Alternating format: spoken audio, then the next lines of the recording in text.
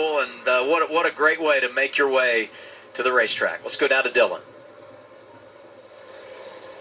Well, guys, just a quick update on Kasey Kahne. Just monitoring a couple things inside the car. I think Kasey was talking about it being hot in the race car, so just trying to confirm for sure if that was him talking about being hot or if he just felt like the temperatures were hot. But you see that right front, sometimes that gets into some of the cooling things, and obviously it opens up the engine a little bit. So just double checking on that. He said the car has not been that bad. The only thing he reported was just this, that had some smoke on landing, but otherwise it's not good. Otherwise it has been okay. They're just trying to get back on the lead lap still. Well, he talks about the heat, so it's a perfect time to do our Race Fit Health Report, brought to you by Brestree. I love the turkey sandwich is good, fries. I love the post-race. A little water. How about a beer?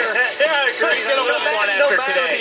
Well, he was sponsored by Budweiser for years, so you got to take that into consideration. But I think Casey's always kind of been the epitome of health. Look at that, 75 race sprint car schedule. Wow. Those dirt racers are nuts. I can't believe how many races they do. Sometimes upwards of 100 races in a year. And I know Absolutely Kasey wild. mentioned that car not being that bad. It's because he can't see what the right front looks like. Because when you come to a track fast like this, you're going to want all the aerodynamics you can have, and not having a right front fender is not good. You do know if he starts to go fast, there's some aero people that sitting there putting their head down like, oh, no way. How is that possible?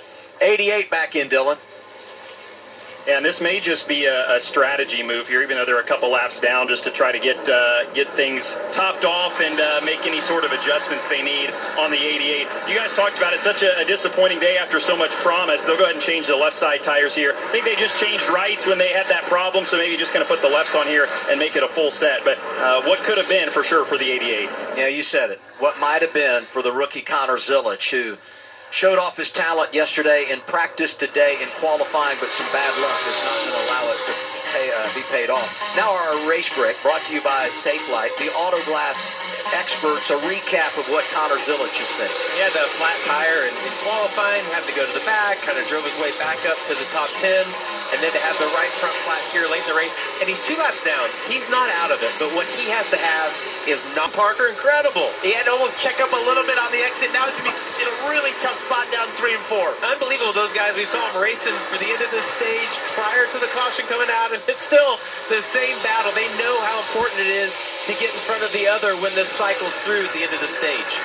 He gave everything he had, but he had to eventually give up on that outside. It wasn't going to work. Look at him, he's up there again, so dirty. He's committed to running up there. It must feel good, because, sometimes you see the dirt, and you think, it's going to be how slick it is, but it must not feel that bad to him to commit to doing that lap after lap. Final lap, stage 2. They're fighting for position. Oh, he's on the inside now. Here comes Jesse Love diving to the inside. Quapple, a little bit of a wiggle. Give Love the spot. Well, big commitment right there from Jesse to get in front of him. That 2-car feels really good. We've seen him fire off as well as anybody. That puts him second behind Brandon Jones when you talk about the cycle. Now the stage in, back to the green and white checkered flag. Dean Thompson in front of Jed Burton for Dean Thompson. First career for him. Stage That's win. huge. Yep. And the first for Sam Hunt. Jed Burton second. Clements getting some points. Matt DiBenedetto in the top 5, as well as Anthony Alfredo, who started at the back today. A whole lot going on into stage 2. Dean Thompson says, you guys settle it out behind me. I'm just going to go claim that green and white checkered flag. Well done for driver 26. Today, restart to begin the final stage. Brandon Jones gets the jump into 20. Jesse's been one of the most aggressive and using that outside lane. He's getting side by side. Brandon Jones will have great momentum down the backstretch here. Yeah, it looked like Jones almost got a little bit of a push from Carson Quapple, who gets to his outside again. These restarts are interesting because... Zilic. Contact with Josh Williams. You jinxed him out. I did. You jinxed him. Every That is time. definitely the announcer jinx. Wow. So, hey, under that last caution, Ryan C. got the free. It was a very aggressive move by Thomas there to the bottom. It was, and it maybe works if you're just 2 wide, but he knew they were 3 wide. He made it 3 wide, getting into the corner. This is a great, the other view of him getting to the inside of Brennan Poole. He washes Brennan up, and Brennan's just kind of along for the ride. Same thing for Zwalich. I mean, once he got hit, you just have no control of that. And you can see on that onboard where he's trying his best not to be forced into all the dust that's on the outside. He's trying to stay within the rubber there. That just makes it so tight when you're 3 wide. It happened late, It was very late, right? to react. So, yeah, and you can't you can't just adjust your line. When that happens, you've already committed to what your line is, and we've seen how many people had trouble down the turn 3. At that point, you have to sort of let the car take the set that it's going to set.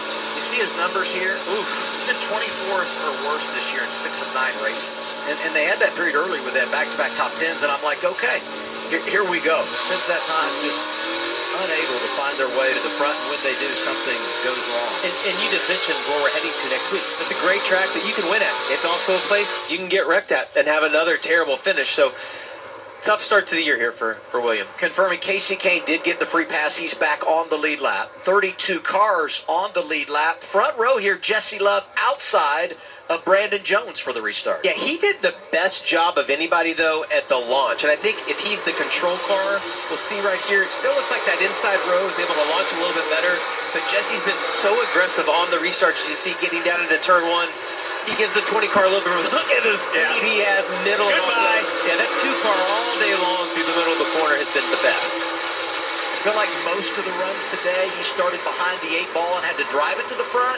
Now he's got control of the race. Talking about the 2 of Jesse Love. Yeah, the other trend that I see, Parker, on these restarts is, especially in the first, 10 positions, everybody's fighting to get to the bottom. Nobody wants to be on the outside. It tells me the track, as you mentioned, that you're really tight up there, and they don't want to be getting put 3 wide like we just saw with Sawallish. On board Jeb Burton. 19th after doing a solid job to end that second stage. Hey, when you give up the